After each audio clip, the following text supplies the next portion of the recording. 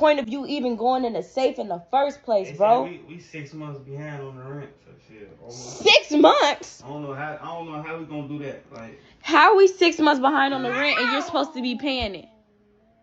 Shit, I don't know. They gotta be lying or some shit though. But yeah, they talking about we 6 months. So have you been paying the rent or not? Yeah, I have.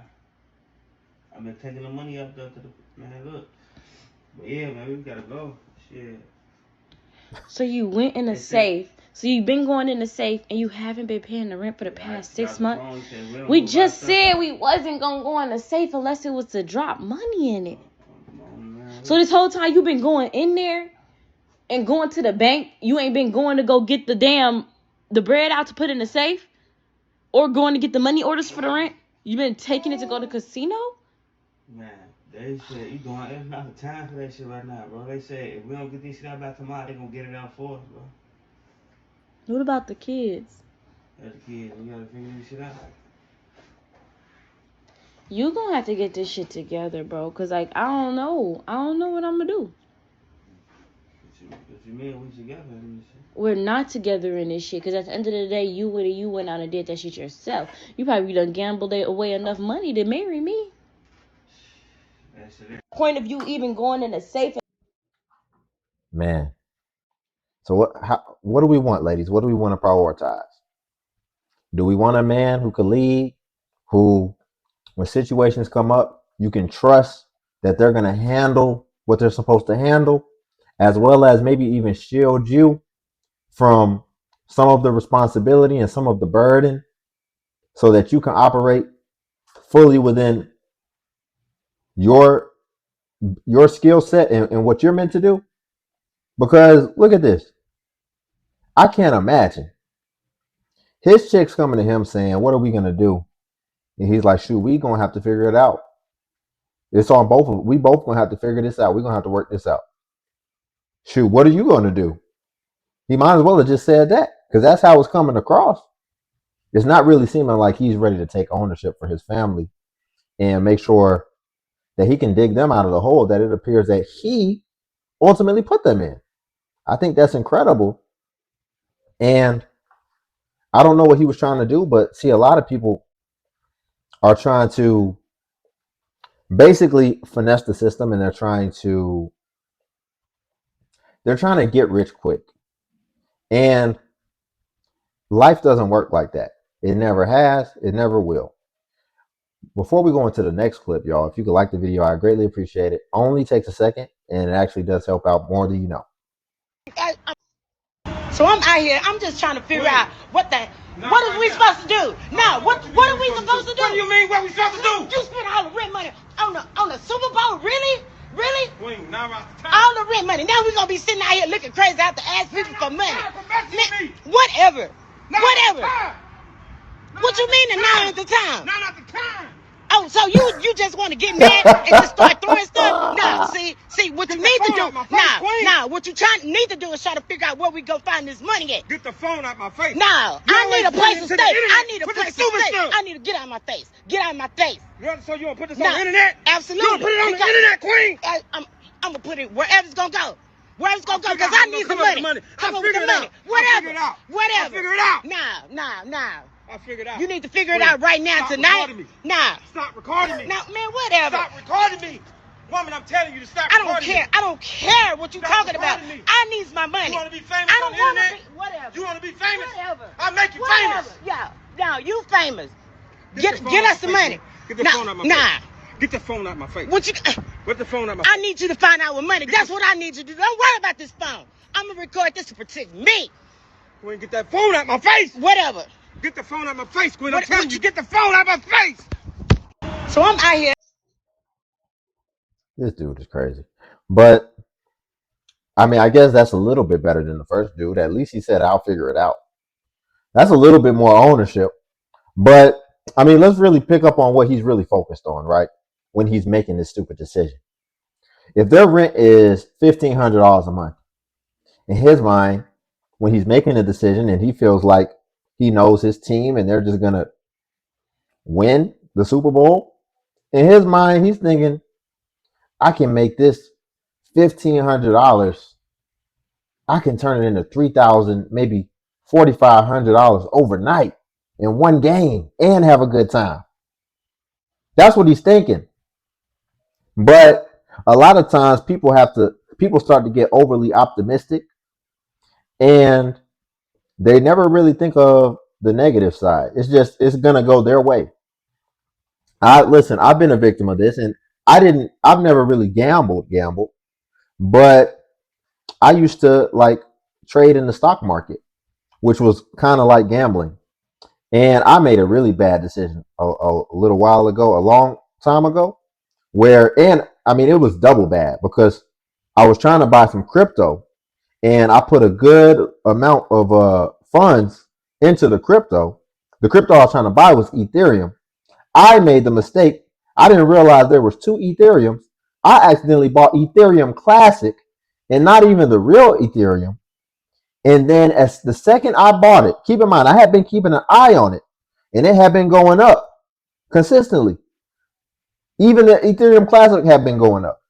All because a lot of times when crypto's going up, they all pretty much go up at the same time.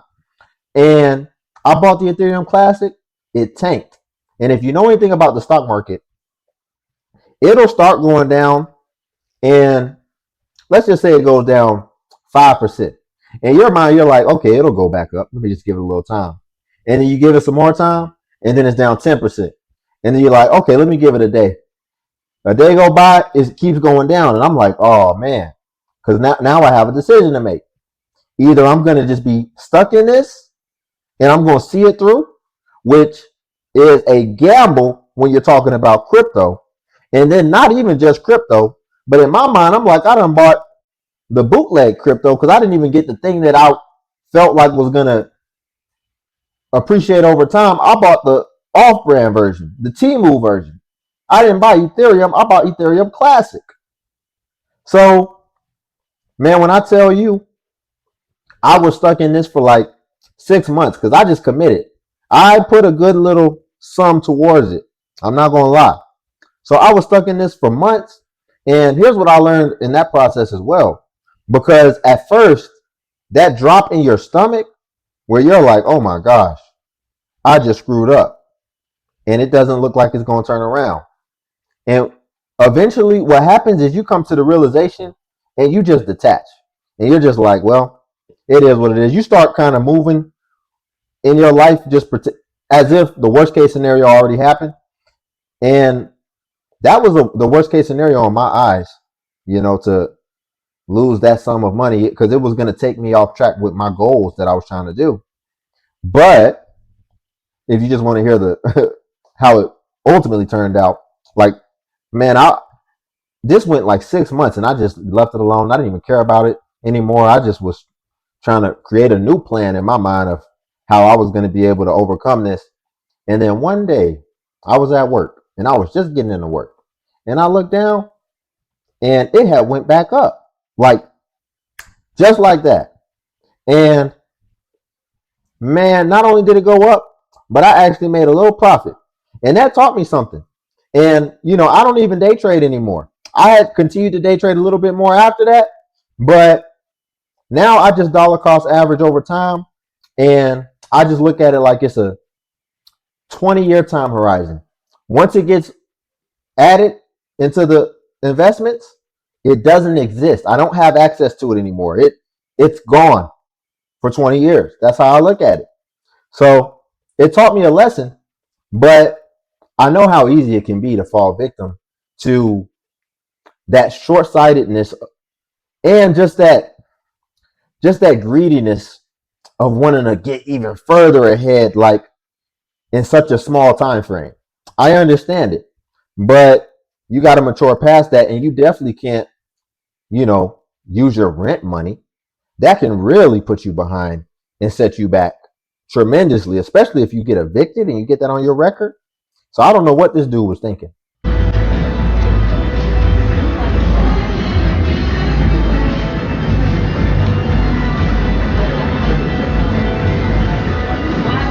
This shit like this happened to me, man. Like messed up my parlay, messed up everything.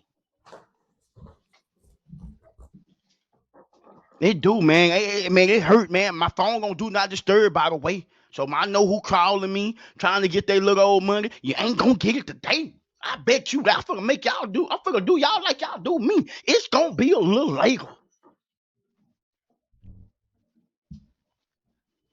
Shit. Lights like this when your team leave make you want to make that phone call. I'm on the way. And I ain't doing no motherfucking talking when I get over there. So you can get your old retarded ass son ass out my way. I'm finna handle business tonight.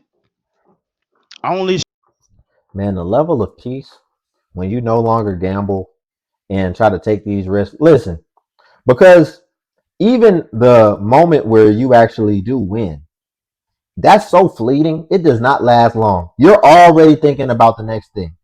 But when you lose, not only do you continue to ruminate on that, it'll have lasting effects in your life.